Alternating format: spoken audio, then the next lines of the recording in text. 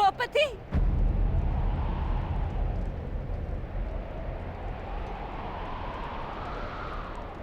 पुत्री द्रौपदी,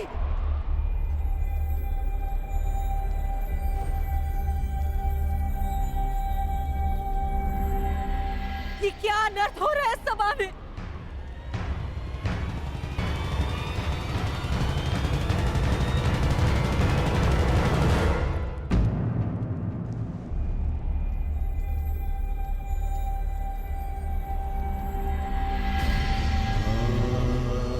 मेरे निकट मत आइएगा माताश्री, मैं मलिन हूँ। नहीं नहीं पुत्री, मेरी पुत्र वधु मलिन नहीं हो सकती। मैं आपकी पुत्र वधु नहीं, ना ही कुरुवंश की कुलवधु।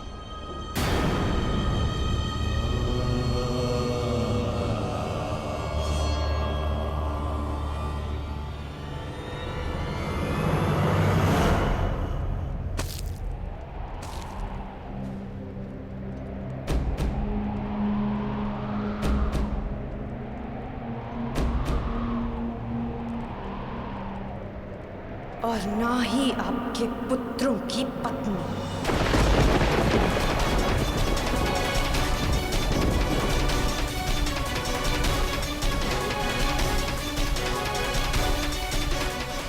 मैं एक जीता जागता शव हूं, शव।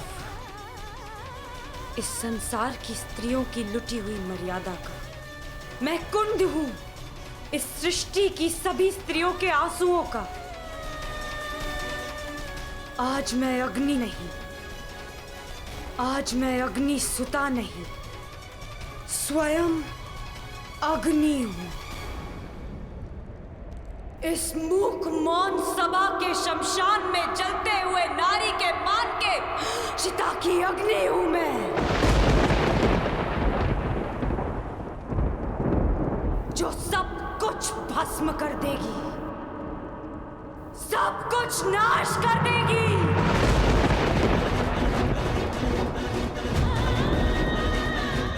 मैं जीव नहीं, साक्षात मृत्यु हूं, केवल मृत्यु। इस सभा में उपस्थित प्रत्येक अधर्मी की केवल मृत्यु।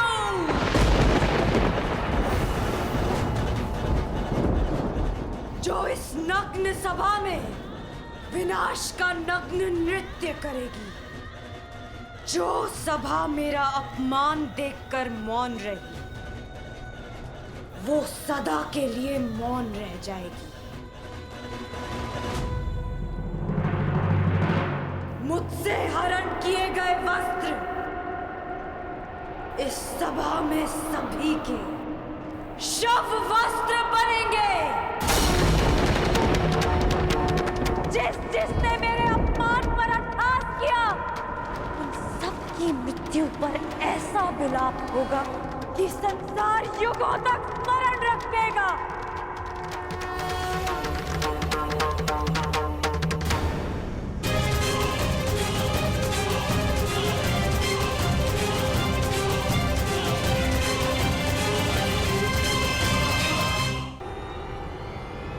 श्राप देती हूँ इस सभा को। नहीं पुत्री,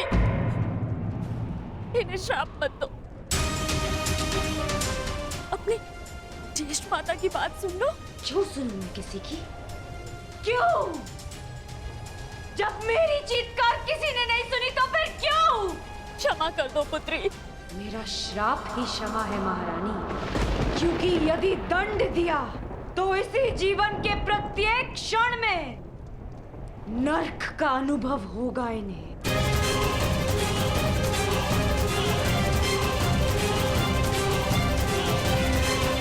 ठीक कहा पुत्री पांचाली।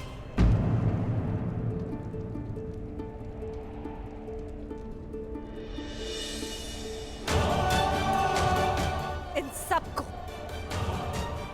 जीवन के हर पल नर्क का अनुभव होना चाहिए।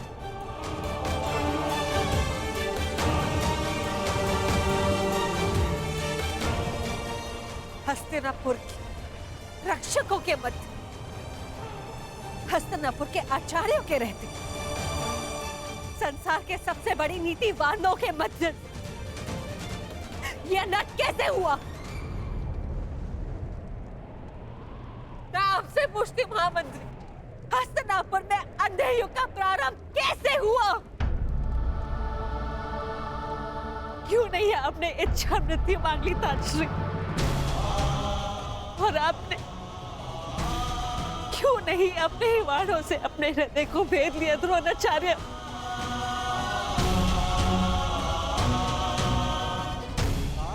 आज तुम्हारे मौन रहने के कारण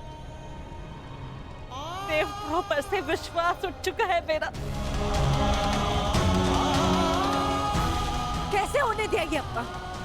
कैसे बन गए इनके दास? कैसे? मैं द्वारका से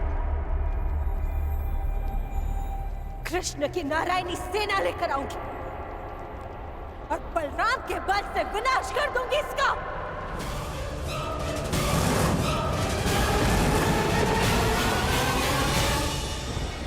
सुन रहे हैं आप महाराज?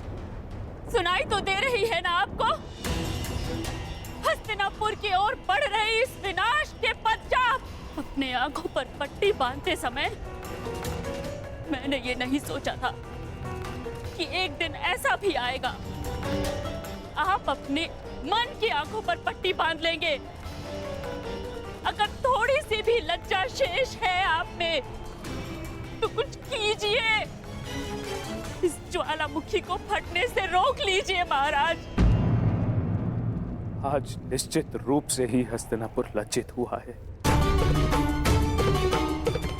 पांचाली पुत्री, मैं तुम्हें वर देता हूं, तुम जो चाहोगी वैसा ही होगा। क्या चाहती हो पुत्री? मांगो, मेरा वचन है तुम्हें। एक स्त्री के लिए उसका मान सबसे बड़ा होता है और इस सभा में पहले उससे उसका सब कुछ छीन लिया और अब ये प्रस्ताव रख रहे हैं कि जो वर मांगोगी मांग लो। अब मैं मांगूंगी नहीं, दूंगी, श्राप दूंगी। मैं याज्ञसेनी इस गुरुकुल को श्राप देती हूँ कि क्षमा करो, मेरे मूर्ख पुत्रों को श्राप देकर उनका त्राण मत करो। तुम्हें जो चाहिए वो मांगो, परंतु श्राप मत दो।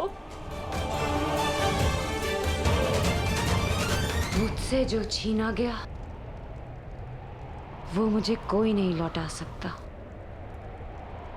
परंतु इस अधर्मी खेल में मेरे पतियों से जो छीना गया वो उन्हें लौटा दीजिए।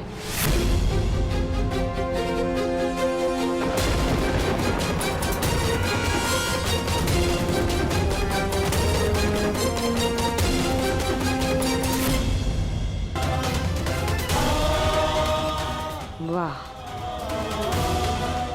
अब भी मौन है सब। और आप कह रहे थे दिया,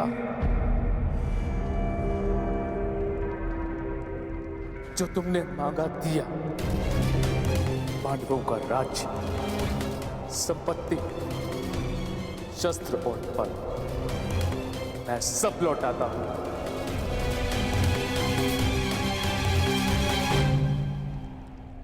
पिताश्री, मेरी जीती हुई संपत्ति को लौटाने का अधिकार आपको नहीं है पिताश्री। मैंने इस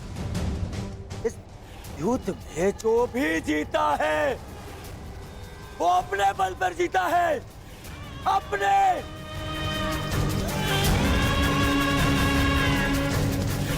बिना छल के जीता है, बिना बिना युधिष्ठिर को विवश किए जीता है, बिना धर्म किए जीता है। फिर क्यों मैं इसे लौटा दूं? क्यों? हाँ, आप बताइए महामंत्री, पितामह आप बताइए, आप सब बताइए। इस द्यूत